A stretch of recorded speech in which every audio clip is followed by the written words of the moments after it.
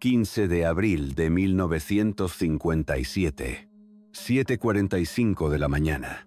Un avión Consolidated 24 Liberator despega de la pista número 10 del aeropuerto de Mérida.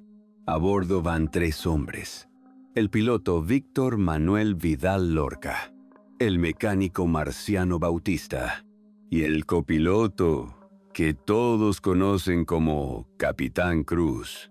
Su nombre real es Pedro Infante, el ídolo de México, el hombre más amado del país.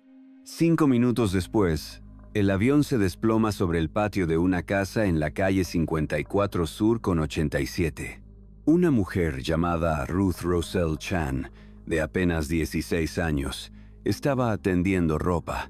Su hijo Isidro Baltasar, de 13 años, la acompañaba. Ambos mueren instantáneamente. Los tanques de combustible explotan.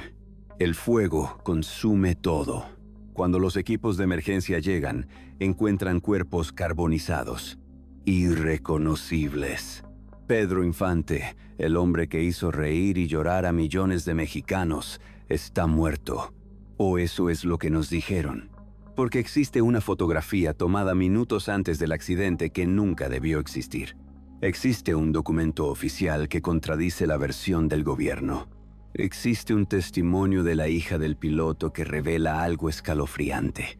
Y existe una teoría que involucra celos, política, una Miss Universo y una orden de asesinato que vino desde las más altas esferas del poder mexicano. En este video vas a conocer 5 cosas que van a cambiar completamente lo que creías saber sobre Pedro Infante. Primero, la verdadera razón por la que Pedro subió a ese avión el 15 de abril de 1957 y tiene que ver con un matrimonio anulado 6 días antes.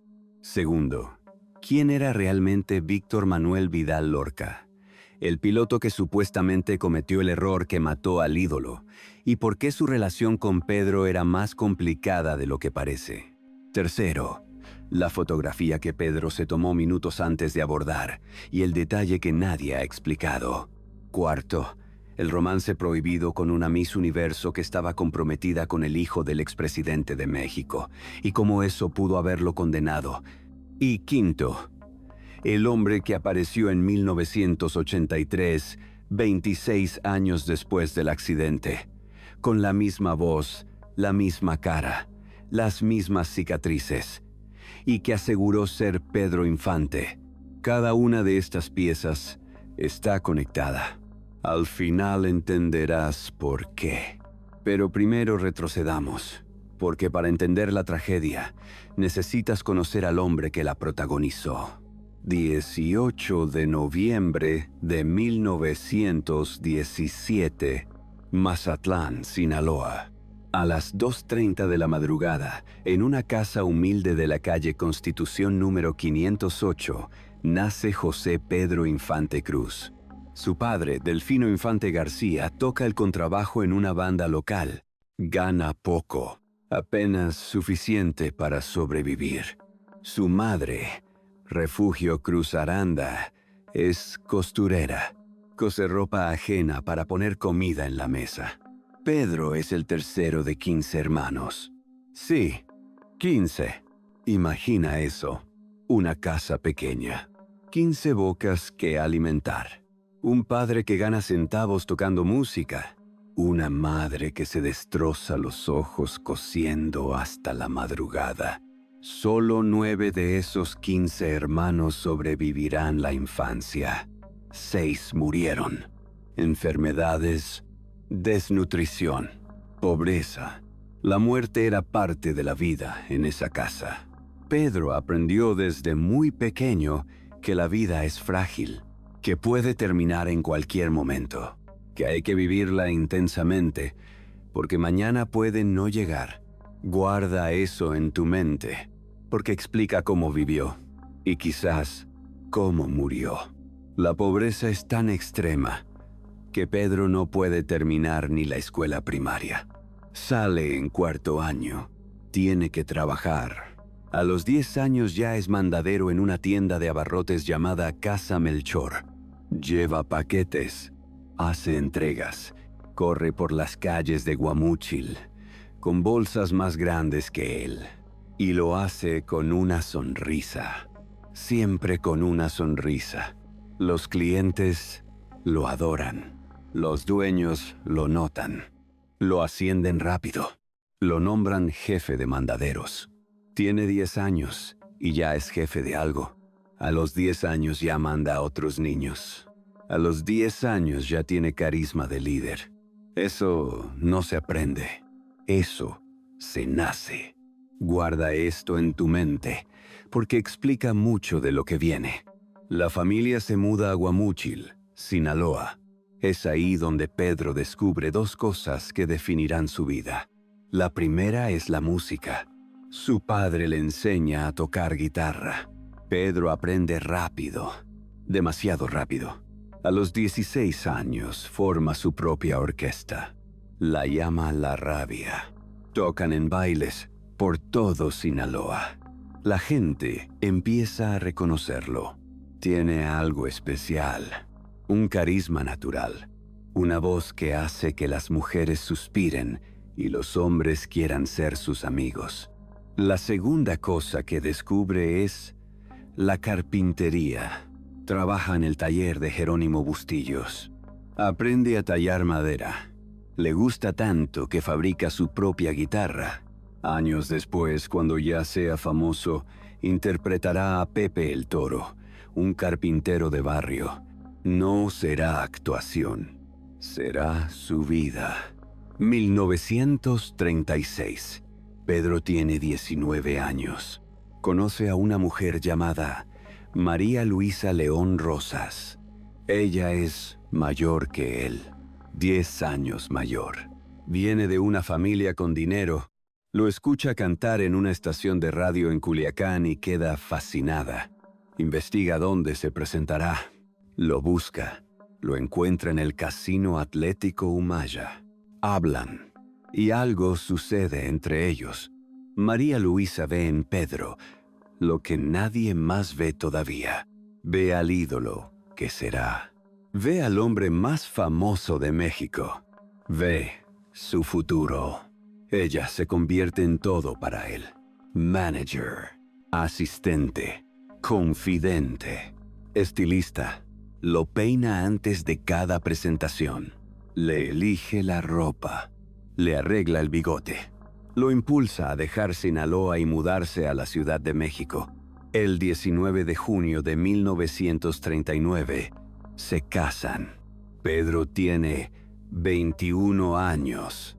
Ella tiene 31. La boda es modesta. Pedro estrena un traje que ganó en un concurso de aficionados. No tienen dinero, no tienen nada. Solo tienen fe en que algo grande viene. Y tienen razón. 1943. Pedro graba su primer disco. Se llama Mañana. Es un éxito instantáneo. La canción suena en todas las radios, en todas las cantinas, en todas las casas. La gente la tararea en la calle, la silba mientras trabaja, la canta en las fiestas. La XEW, la estación de radio más importante de México, lo contrata. Su voz se escucha en todo el país, desde Tijuana hasta Cancún, desde las mansiones de Polanco hasta los ranchos de Chihuahua. Todos conocen a Pedro Infante. Todos quieren escucharlo. Ese mismo año participa en la película La Feria de las Flores. No es el protagonista. Solo canta el tema principal. Pero la cámara lo ama y él ama la cámara.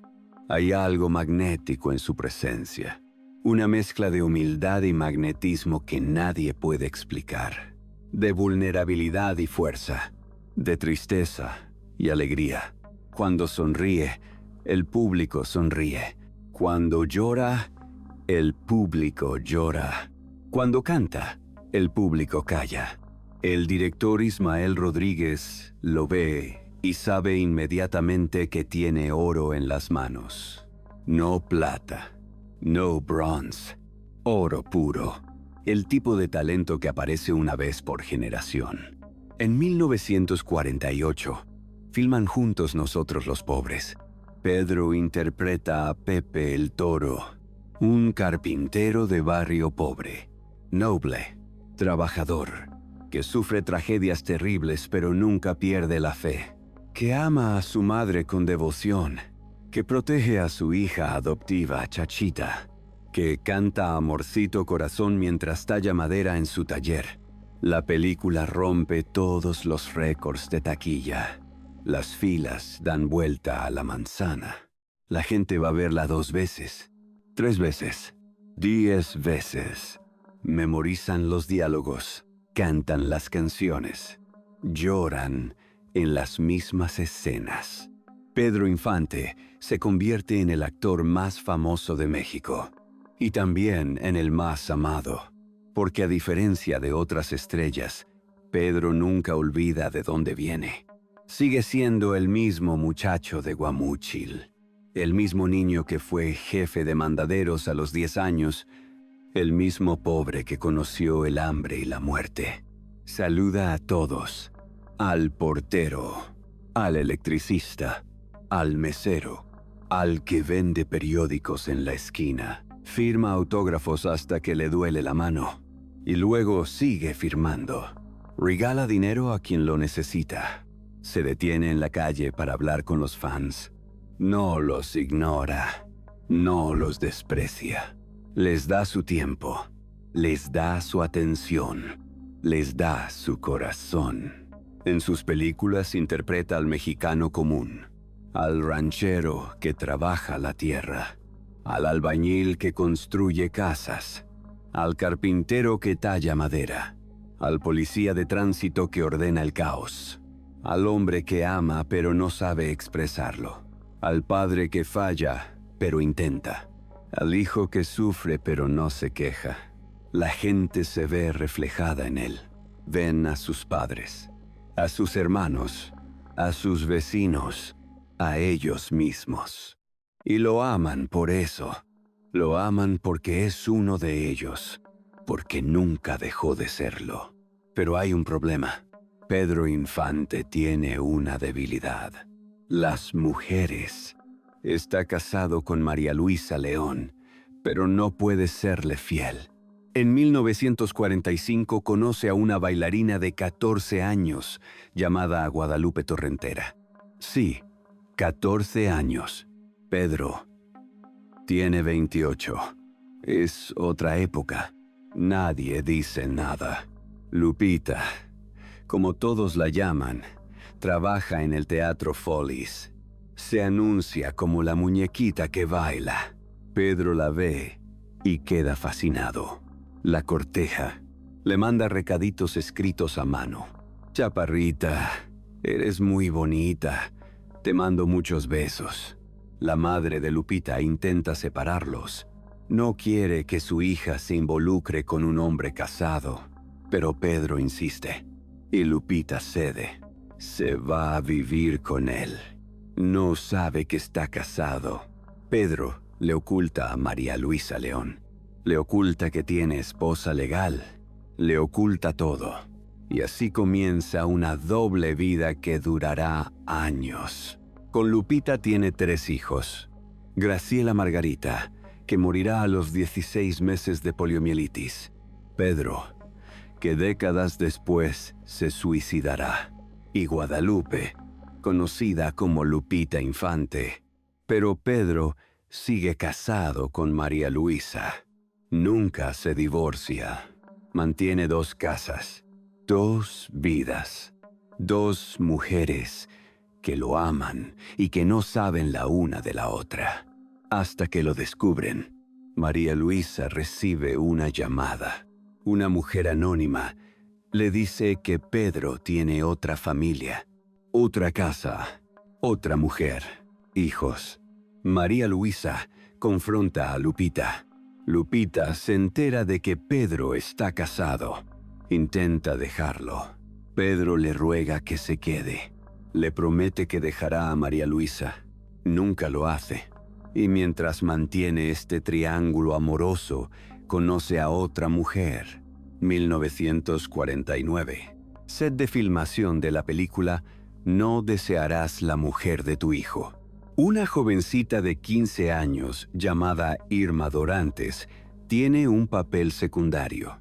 Pedro la ve y sucede lo mismo que con Lupita. Queda fascinado. Comienza a cortejarla. Irma es diferente a las otras, más joven, más inocente, más vulnerable. Pedro la seduce con la misma facilidad con la que seduce al público. En 1953 se casan en Mérida. Hay un problema. Pedro sigue casado con María Luisa León. Nunca se divorció. Falsifica su firma para obtener un acta de divorcio falsa. Se casa con Irma sin decirle la verdad. Es bigamia. Es un delito. Y eventualmente, María Luisa se entera. Presenta una demanda. El caso llega hasta la Suprema Corte de Justicia de la Nación. El 9 de abril de 1957, la Corte emite su fallo. El matrimonio entre Pedro Infante e Irma Dorantes queda anulado. Pedro no es legalmente esposo de Irma. Nunca lo fue. La noticia es un escándalo nacional. Los periódicos lo publican en primera plana. Pedro está en Mérida cuando se entera. Irma lo llama llorando. Él le promete que lo arreglará, que irá a la Ciudad de México, que peleará por su matrimonio, que no la abandonará. Ese es el contexto. 6 días después de que su matrimonio sea anulado públicamente, Pedro Infante sube a un avión con destino a la Ciudad de México. No encuentra boleto en ninguna aerolínea comercial, así que decide viajar en un avión de carga de TAMSA, la empresa de aviación de la que es socio. Es un vuelo de último momento, una decisión desesperada. Necesita llegar a la capital, necesita arreglar su vida. No sabe que está abordando su propia tumba. Aquí viene lo primero que nadie te ha contado. El piloto de ese avión, Víctor Manuel Vidal Lorca, no era un desconocido para Pedro. Era su maestro de aviación, su instructor, el hombre que le enseñó todo lo que sabía sobre volar. Pedro amaba volar casi tanto como amaba cantar, quizás más.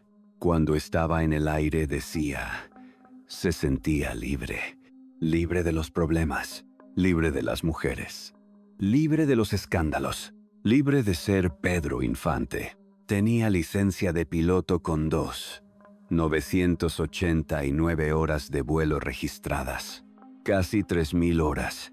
Eso no es un hobby, eso es una obsesión. Había sobrevivido a 2 accidentes aéreos, 2, y seguía volando. El primero fue en 1947, en Guasave, Sinaloa. Pedro estaba en una gira de presentaciones con el trío Metropolitano. Terminó un show de noche. Quería volar de regreso esa misma madrugada. El problema es que no había luz en la pista. Era de noche cerrada. No había luna. Sus amigos le dijeron que era una locura, que esperara al amanecer, que no arriesgara. Pedro no escuchó. Pidió a varios amigos que iluminaran la pista con las farolas de sus automóviles. Improvisaron una pista con luces de coches. Pedro despegó. No ganó suficiente altura. Se estrelló contra un campo de maíz. Solo tuvo una herida en el mentón. Una cicatriz pequeña. Nada grave, pero fue una advertencia. Una advertencia que ignoró. El segundo accidente fue en 1949, en Zitácuaro, Michoacán. Esta vez iba acompañado de Lupita Torrentera, la mujer con la que tenía 3 hijos, la mujer que no sabía que él estaba casado. Volaban de Acapulco a la Ciudad de México. La brújula del avión falló. Volaron sin rumbo durante horas. Se quedaron sin combustible. El avión cayó en un potrero. Lupita salió casi ilesa. Pedro No tuvo tanta suerte. El impacto fue brutal. Su cabeza golpeó contra algo. Parte de su cerebro quedó expuesto. Lo llevaron de emergencia al hospital. Los médicos trabajaron durante horas. Tuvieron que ponerle una placa de platino en el cráneo. Platino, para proteger lo que quedaba de su cerebro. Le quedó una cicatriz que iba desde la frente hasta la oreja izquierda. Una cicatriz enorme. Imposible de ocultar. Tuvo que usar un bisoñé el resto de su vida. Un postizo de pelo muy caro, hecho a medida, para ocultar la calvicie que le dejó la cirugía, para ocultar la cicatriz que le recordaba lo cerca que estuvo de morir. Después de ese accidente, Pedro prometió frente a la Virgen de Guadalupe que nunca más volaría. Lo juró, de rodillas, frente a la imagen de la Virgen. María Luisa, su esposa legal, estaba presente. Ella le pidió que no hiciera esa promesa. No porque quisiera que siguiera volando, sino porque sabía que no la cumpliría. Conocía a Pedro. Sabía que volar era su droga, su escape, su libertad. Y tenía razón. Pedro no cumplió la promesa. Siguió volando hasta el 15 de abril de 1957. Y su maestro era Víctor Manuel Vidal Lorca, un piloto experimentado con más de 11,000 horas de vuelo. Once mil horas, 4 veces más que Pedro. Licencia número 102 de Transportes Públicos. De las primeras licencias emitidas en México. Impecable historial. Ningún accidente registrado. Ningún error grave. Ninguna mancha en su expediente. Pedro le tenía tanto aprecio que le regaló un brazalete de oro de 18 quilates, con la inscripción grabada, Recuerdo de Pedro Infante, para el capitán Vidal. Vidal lo usaba siempre, con orgullo. Era su posesión más preciada. Lo usaba el día del accidente. Lo encontraron en los escombros, junto al brazalete de Pedro.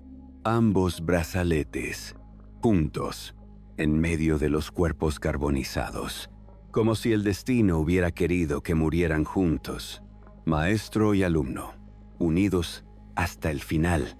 Ahora viene lo segundo que nadie te ha contado. Teresa Vidal, hija del capitán Vidal, dio una entrevista décadas después para el programa La historia detrás del mito. Lo que reveló es escalofriante. Mi mamá nos contaba que realmente era irreconocible. No se sabía diferenciar qué restos eran de Pedro y qué restos eran de mi papá. Pero lo que sí era muy específico era que habían encontrado 2 brazos entrelazados. Uno era de Pedro y uno era de mi papá.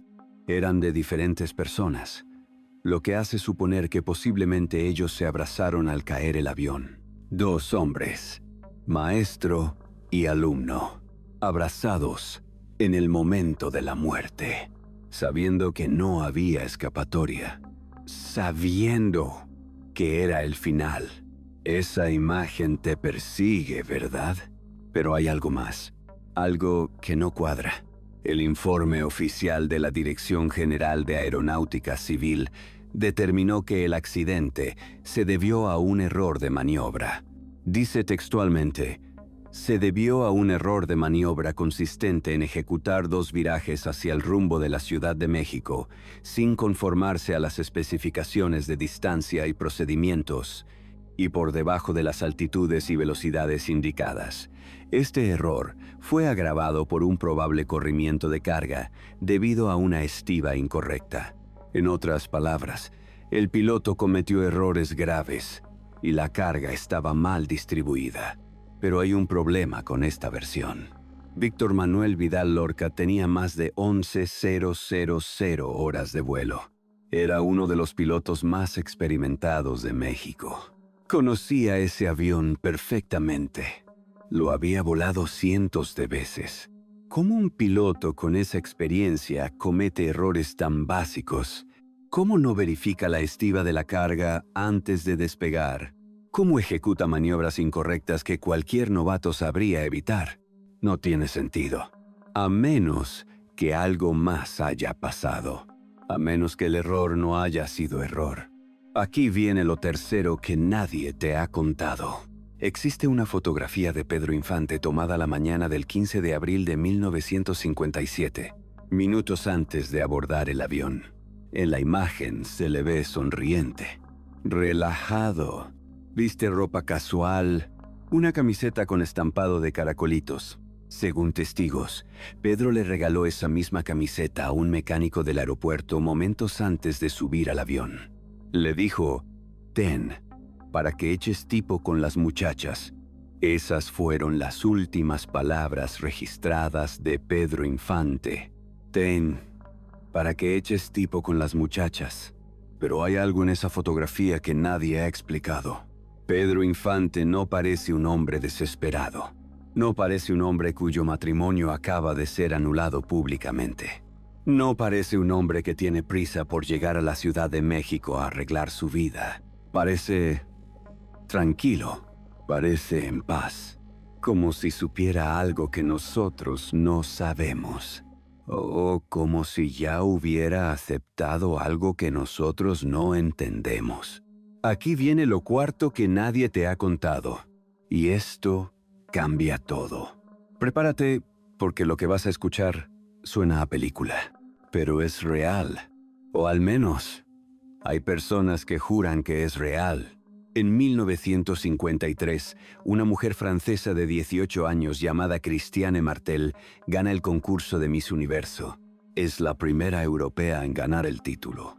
La primera, hermosa, elegante, sofisticada, ojos que hipnotizan, una sonrisa que derrite, un porte de reina. Después de su coronación viaja a Estados Unidos. Firma contrato con Universal Pictures. Hace algunas películas menores, papeles secundarios. Hollywood no sabe qué hacer con ella. Es demasiado exótica para los papeles americanos. Demasiado francesa, demasiado diferente. Entonces viaja a México. Es la época de oro del cine mexicano. La industria está en su máximo esplendor. Se producen cientos de películas al año. Las estrellas mexicanas son conocidas en toda Latinoamérica. Christiane filma varias películas. Corazón salvaje, Bataclan mexicano, Una lección de amor, Adán y Eva. Se convierte en estrella. El público la adora. Los productores la buscan. Y entonces conoce a dos hombres.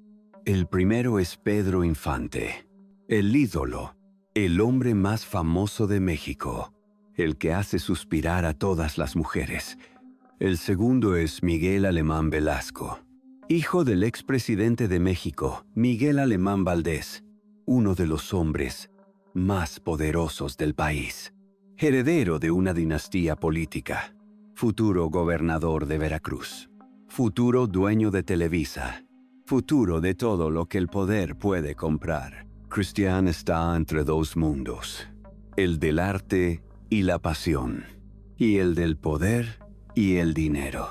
Según César Augusto Infante, nieto de Pedro, lo que sucedió después fue devastador. Pedro y Christiane se conocieron en una reunión de celebridades en San Ángel, un centro cultural de la época. Pedro la vio entrar al salón y quedó paralizado. Cuando mi abuelo la vio, quedó impresionado por su belleza, relató César en una entrevista. Fue amor a primera vista de los dos. Él no podía quitarle los ojos de encima. Ella sentía lo mismo. Comenzaron a verse a escondidas. Él estaba casado legalmente con María Luisa León y legalmente con Irma Dorantes, viviendo con ninguna de las dos. Ella estaba comprometida con el hijo del expresidente. Era un amor imposible. Un amor prohibido, un amor peligroso. Se encontraban en lugares secretos, casas de amigos de confianza, hoteles discretos, fuera de la ciudad cuando podían. Nadie debía saber, nadie debía sospechar, pero el amor no se esconde fácilmente. Y en México, los secretos tienen patas cortas. Y entonces Cristiane quedó embarazada de Pedro, no de Miguel Alemán Velasco, de Pedro Infante, el ídolo de México. Según el nieto, la familia Alemán se enteró. No se sabe cómo. Quizás un informante, quizás un descuido, quizás alguien los vio, pero se enteraron y la reacción fue brutal. Obligaron a Christiane a abortar. No le dieron opción. No le preguntaron. No podían permitir que el escándalo manchara el nombre del hijo del expresidente. No podían permitir que se supiera que la futura esposa de Miguel Alemán Velasco esperaba un hijo del actor más famoso de México.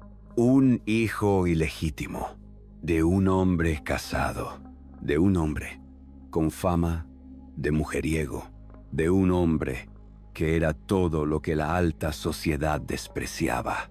El aborto se realizó en secreto. Christiane lloró durante semanas, pero eso no fue suficiente. Pedro Infante fue amenazado personalmente.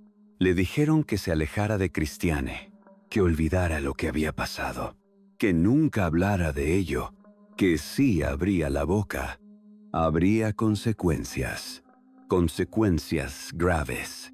Pero Pedro no era de los que obedecen. Pedro no era de los que se callan. Pedro no era de los que se dejan intimidar, ni siquiera por los poderosos, ni siquiera por los Alemán. Y eso, según esta teoría, firmó su sentencia de muerte. Aquí necesito hacer una pausa, porque lo que voy a decir a continuación es una teoría de conspiración que ha circulado durante décadas. Una teoría que nunca ha sido probada, pero que tampoco ha sido desmentida. Según esta teoría, el accidente del 15 de abril de 1957 no fue un accidente, fue un asesinato, orquestado por personas cercanas al poder político, para silenciar a Pedro Infante, para evitar que hablara de su relación con Christiane Martel, para proteger el honor de la familia Alemán. Hay quienes dicen que Pedro fue secuestrado después del supuesto accidente, que lo llevaron a las Islas Marías, que lo torturaron durante años, que le hicieron perder la memoria, y que finalmente lo liberaron en 1983, cuando murió el expresidente Miguel Alemán Valdés, el hombre que más odiaba a Pedro Infante. Y esto nos lleva a lo quinto que nadie te ha contado. En 1983, un hombre apareció en la Ciudad de México, de la nada, sin pasado conocido, sin historia verificable. Se hacía llamar Antonio Pedro. Decía ser imitador de Pedro Infante. Solo eso, un imitador, un tributo, un homenaje al ídolo. Se presentaba en bares de Coyoacán y del centro histórico. Lugares pequeños, cantinas oscuras, restaurantes de comida corrida. Cantaba las mismas canciones, con la misma voz, exactamente la misma voz. Los expertos que lo escucharon no podían distinguirlo de las grabaciones originales. Tenía la misma cara, los mismos ojos, la misma nariz, la misma sonrisa. Tenía la misma estatura, 1.75 metros, exactamente lo que medía Pedro. Tenía los mismos ademanes, la misma forma de mover las manos cuando cantaba, la misma forma de inclinar la cabeza cuando hablaba, la misma forma de caminar. Tenía la misma cicatriz en la barbilla, la cicatriz del primer accidente aéreo de 1947. Tenía la misma edad que Pedro tendría si estuviera vivo, 65 años en 1983, la misma edad exacta. Y cuando le preguntaban sobre detalles íntimos de la vida de Pedro Infante, los conocía. Todos. Cosas que no estaban en ningún libro. Cosas que no habían sido publicadas. Cosas que solo Pedro sabría. Nombres de amigos de la infancia. Direcciones de casas donde vivió. Fechas de eventos que nadie recordaba. Detalles de filmaciones que nunca se hicieron públicos. Un perito español analizó su caligrafía. Comparó la letra de Antonio Pedro con documentos firmados por Pedro Infante antes de 1957. El resultado fue escalofriante. Era idéntica. Idéntica. No parecida. Idéntica. La misma presión del lápiz.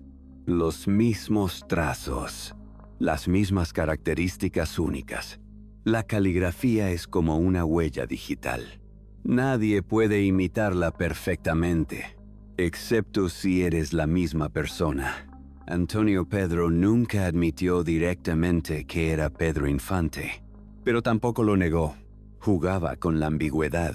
Cuando le preguntaban directamente, «¿Usted es Pedro Infante?», sonreía. Cambiaba el tema. Decía cosas como, «Pedro Infante murió en 1957, ¿no?», y luego se reía. Una risa que conocían millones de mexicanos. La risa de Pepe el Toro. Se dejaba fotografiar. Se dejaba entrevistar. Apareció en programas de televisión. Actuó en películas junto a personas que habían trabajado con el verdadero Pedro Infante décadas antes. Incluso trabajó con Cruz Infante, hijo de Pedro. Cruz lo miró a los ojos. Actuó junto a él. Y nunca dijo públicamente si creía que era su padre. Ese silencio dice mucho. Y nadie pudo probar que no era él. Nadie. César Augusto Infante, el nieto, lo dice claramente. Sin dudar, sin vacilar. Antonio Pedro era mi abuelo. Lo secuestraron después del supuesto accidente. Lo llevaron a un lugar secreto. Lo torturaron. Le borraron la memoria. Lo mantuvieron cautivo durante 26 años. Lo liberaron cuando murió el expresidente Miguel Alemán Valdés, el hombre que más odiaba a Pedro Infante. Por eso apareció en 1983. Porque ese fue el año que murió Alemán. Antonio Pedro murió en 2013, en Delicias, Chihuahua. Tenía 82 años. La misma edad que tendría Pedro Infante. Exactamente la misma. Y aquí viene lo más perturbador. Nadie sabe quién era Antonio Pedro antes de 1983. No hay registros de su infancia. No hay fotos de su juventud. No hay compañeros de escuela que lo recuerden. No hay familiares que hablen de su pasado. No hay actas de nacimiento verificables. Es como si no hubiera existido antes de ese año. Como si hubiera aparecido de la nada. Como si hubiera nacido el mismo año que murió el expresidente alemán. ¿Coincidencia? Tal vez. ¿O algo más? Ahora volvamos al principio. Al 15 de abril de 1957. A ese avión cayendo sobre el patio de una casa en Mérida. A esos cuerpos carbonizados que nadie pudo identificar con certeza, porque no había pruebas de ADN en 1957, porque los cuerpos estaban destruidos, porque lo único que encontraron fueron los brazaletes de oro, el de Pedro, el de Vidal, y una placa de platino en un cráneo destrozado.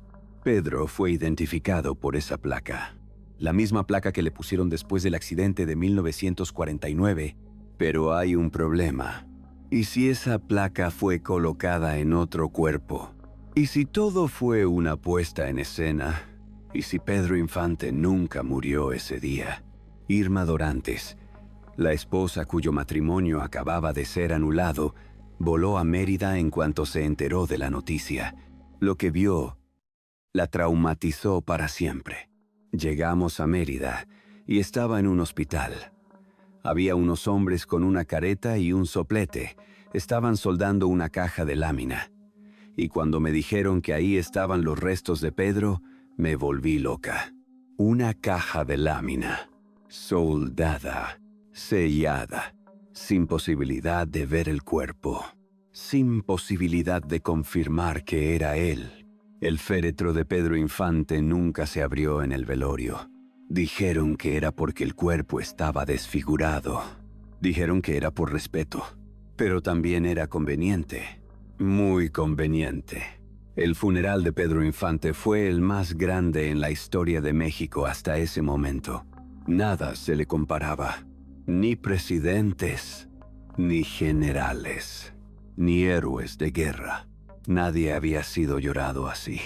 Más de 20,000 personas en las calles de la Ciudad de México. Llenaban las avenidas. Detenían el tráfico. Lloraban sin vergüenza. Hombres que nunca habían llorado en público. Mujeres que se desmayaban. Niños que no entendían, pero sentían la tristeza. Más de 50. 000 en el Panteón Jardín. El cementerio estaba desbordado. La gente se subía a los árboles para ver. Se trepaba a las tumbas vecinas. Empujaba para acercarse. Gritaba su nombre. Pedro, Pedro, Pedro. El presidente envió condolencias oficiales. Los periódicos dedicaron portadas enteras durante días. No una portada. Días enteros de cobertura. Como si hubiera muerto un jefe de Estado. La radio interrumpió su programación. Pusieron música de Pedro durante horas. Sin comerciales. Sin anuncios. Solo su voz. Amorcito corazón, 100 años. No volveré. México lloró como nunca había llorado. Como no volvería a llorar hasta décadas después. Hubo reportes de suicidios. Fans que no podían soportar la idea de vivir sin él. Hubo desmayos masivos. Crisis nerviosas. Hospitalizaciones. El duelo fue colectivo.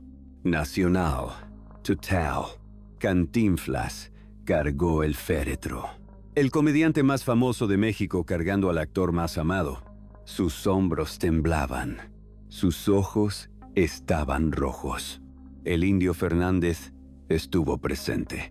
Director legendario. Hombre duro que no lloraba nunca. Lloró ese día. Jorge Negrete había muerto 4 años antes, en 1953. De hepatitis, también joven, también trágicamente. Así que no pudo despedir a su amigo y rival, los dos galanes de la época de oro, los dos muertos antes de tiempo, como si el destino no quisiera que envejecieran.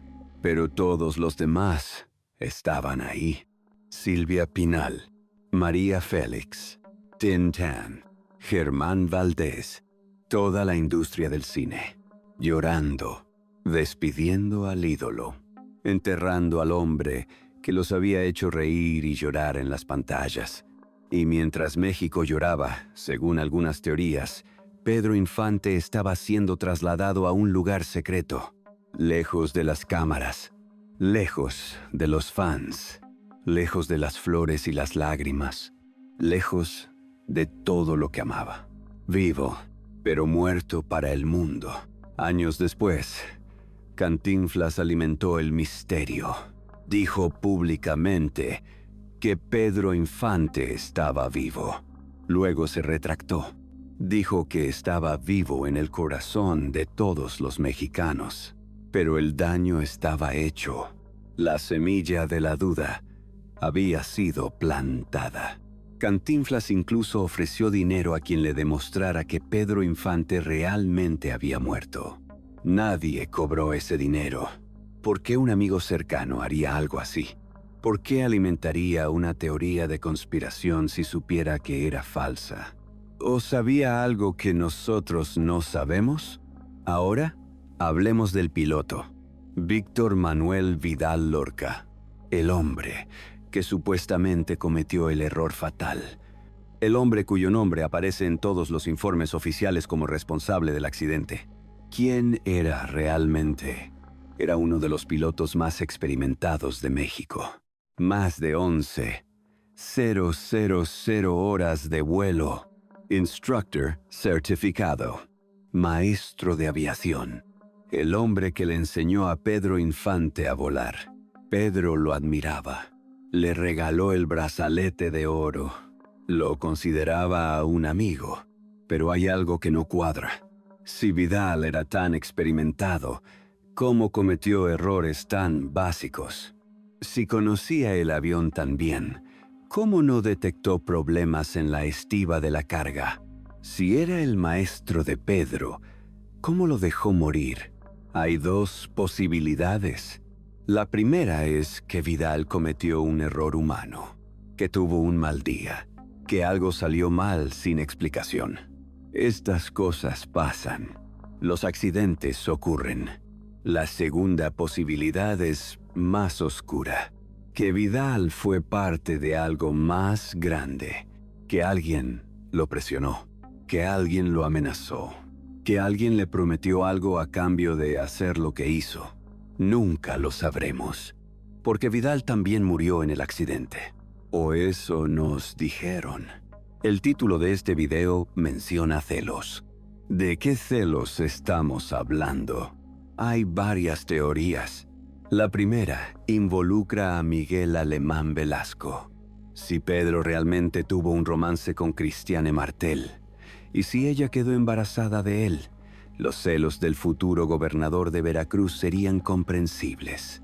Nadie quiere que el hombre más famoso del país se acueste con su prometida. Nadie quiere que el ídolo de México deje embarazada a la mujer que va a ser su esposa. Los celos políticos son diferentes a los celos comunes. Los celos de un hombre poderoso tienen consecuencias diferentes. La segunda teoría involucra a alguien más cercano, alguien que conocía a Pedro íntimamente, alguien que sabía sus movimientos, alguien que tenía acceso al avión, alguien que pudo manipular la situación. No voy a decir nombres, no voy a acusar a nadie, pero piensa en esto. Pedro Infante tenía muchos enemigos. Tenía esposas celosas. Tenía amantes abandonadas. Tenía rivales en el cine. Tenía deudas con gente poderosa. Tenía secretos que podrían destruir reputaciones. Cualquiera de ellos pudo querer silenciarlo. Pero volvamos a la última foto. Esa imagen de Pedro sonriente minutos antes de abordar. Esa camiseta de caracolitos que regaló al mecánico. Esas últimas palabras. Ten, para que eches tipo con las muchachas. ¿Por qué un hombre cuya vida se está derrumbando regala su camiseta a un desconocido? ¿Por qué un hombre desesperado por llegar a la Ciudad de México se detiene a bromear con un mecánico? ¿Por qué un hombre en crisis parece tan en paz? Hay dos explicaciones posibles. La primera es que Pedro Infante era simplemente así, generoso hasta el final, carismático hasta el último segundo. Un hombre que nunca dejó de ser el muchacho humilde de Guamúchil, sin importar qué tan famoso se volviera. La segunda explicación es más perturbadora, que Pedro sabía algo, que presentía algo, que intuía que ese sería su último vuelo. Recuerda lo que le dijo al productor Ismael Rodríguez años antes, cuando murió la actriz Blanca Estela Pavón en un accidente aéreo. Yo también voy a morir en un accidente de aviación. Como si lo supiera, como si estuviera escrito, como si fuera inevitable. El cuerpo de Pedro Infante fue enterrado en el Panteón Jardín de la Ciudad de México. Su tumba sigue ahí. Miles de personas la visitan cada año. Le llevan flores. le cantan sus canciones, le rezan.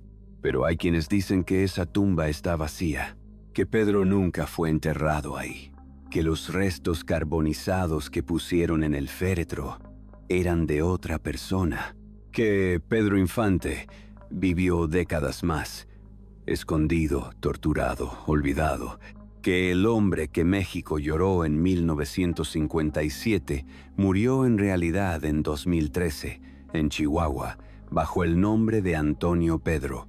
Nunca lo sabremos con certeza. Los análisis de ADN que se hicieron fueron inconcluyentes. Los testigos que podrían confirmar o negar las teorías ya murieron. Los documentos oficiales tienen inconsistencias que nadie puede explicar. Lo que sí sabemos es esto. Pedro Infante fue el ídolo más grande que México ha tenido. Actuó en más de 60 películas. Grabó más de 300 canciones. Hizo reír a millones. Hizo llorar a millones más. Representó al mexicano común, al trabajador, al hombre que sufre pero no se rinde, al hombre que ama pero no sabe cómo, al hombre que comete errores pero tiene buen corazón. México lo amó porque se veían reflejados en él. Y cuando murió, o cuando dijeron que murió, México sintió que había perdido a uno de los suyos. No a una estrella distante, no a un famoso inalcanzable, a uno de los suyos. Han pasado casi 70 años desde aquel 15 de abril de 1957 y Pedro Infante sigue siendo inmortal. Sus películas se siguen transmitiendo, sus canciones se siguen cantando, su rostro aparece en murales, estatuas, camisetas. Cada año, miles de personas visitan el lugar donde cayó el avión en Mérida. Hay un busto dorado, una placa conmemorativa, una tienda de abarrotes llamada La Socorrito, murales con frases de sus películas. Yo, te lo juro que yo no fui. Si no me quieres, ni modo. Y si vivo 100 años, 100 años pienso en ti. Murió Pedro Infante el 15 de abril de 1957. Oficialmente sí. ¿Fue un accidente o un asesinato? Nadie lo sabe con certeza. ¿Era Antonio Pedro realmente Pedro Infante? La pregunta sigue sin respuesta. ¿Hubo celos, política y una Miss Universo involucrados? Las teorías dicen que sí. Lo que sí puedo decirte es esto. Pedro Infante dejó una marca indeleble en la cultura mexicana. No importa cómo murió, lo que importa es cómo vivió. Y vivió como pocos, intensamente, apasionadamente, sin miedo, amando demasiado, volando demasiado alto, arriesgando demasiado y pagando el precio. Al final, tal vez la verdad no importa. Tal vez lo que importa es la leyenda. Y la leyenda de Pedro Infante es más grande que cualquier verdad. Dice que un muchacho pobre de Sinaloa conquistó México con su voz y su sonrisa, que salió de la miseria más absoluta, de una casa con 15 hermanos, de una infancia sin escuela, sin zapatos, sin futuro, y se convirtió en el hombre más amado del país. No por ser perfecto, sino por ser humano. Dice que amó a muchas mujeres y fue amado por millones, que nunca supo decir que no, que su corazón era demasiado grande para una sola persona, que cometió errores, muchos errores, que lastimó a quienes más lo amaban, que mintió, que engañó, que falló como esposo y como padre, pero que también fue generoso, que dio todo lo que tenía, que nunca olvidó de dónde venía, que trataba igual al presidente que al bolero que le limpiaba los zapatos. Dice que voló por los cielos hasta que los cielos lo reclamaron, que amaba volar casi tanto como amaba cantar, que el aire era su libertad, su escape, su droga, que sabía que moriría volando y que lo aceptó.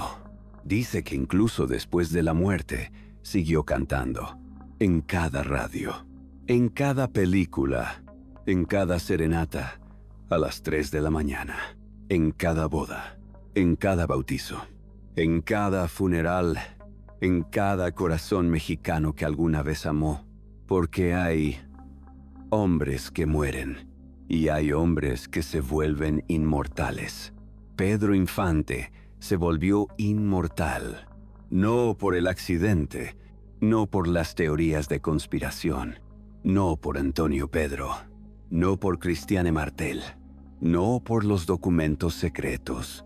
Se volvió inmortal por su música, por su cine, por su sonrisa, por esa forma de mirar a la cámara que hacía sentir a cada mexicano que le estaba cantando solo a él, solo a ella, como si fueran los únicos en el mundo.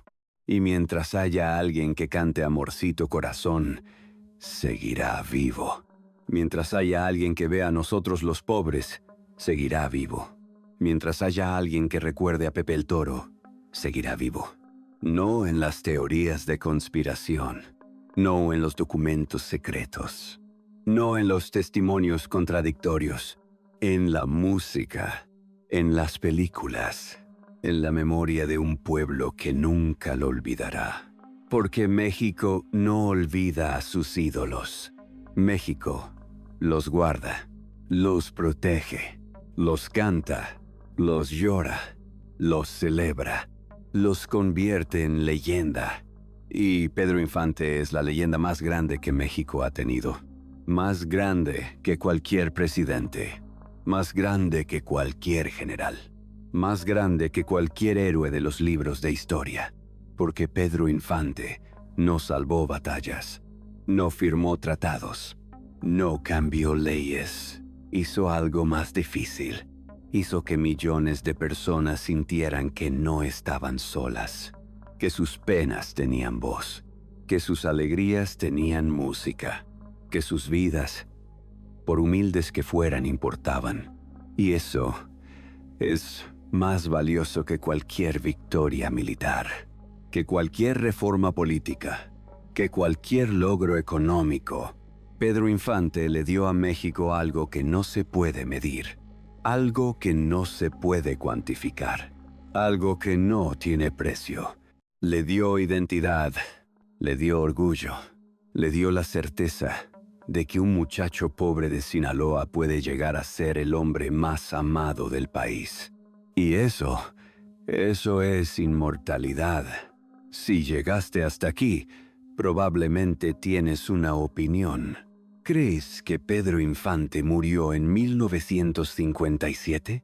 ¿O crees que vivió décadas más bajo otra identidad? Déjamelo saber en los comentarios.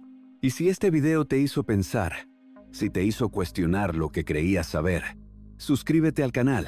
Hay más historias como esta. Historias de ídolos caídos, de secretos enterrados, de verdades que nadie quiere escuchar. Historias que merecen ser contadas. Nos vemos en el próximo video.